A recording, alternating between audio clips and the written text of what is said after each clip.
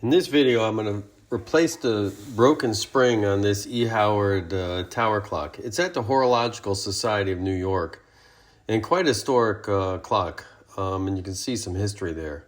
But here's what the spring looked like. One of the sides just snapped, the other one damaged when that happened.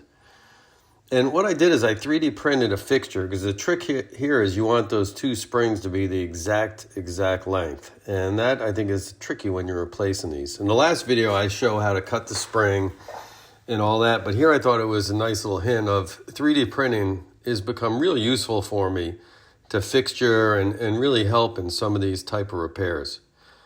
Here you can see the two strips. They're cut to the right size, but now I need to punch them and make sure they're the right length to transfer that punch.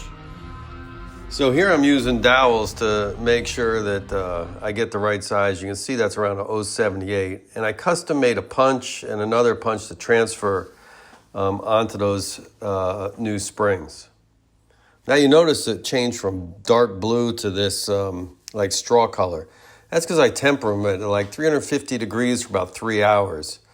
And here it is back in place up in New York. And you can see this thing hanging right. And they were happy to get this clock back up and running. You can see here it's ticking. They're going to get that thing in beat, which it isn't yet. But nice little project I thought I'd share with you.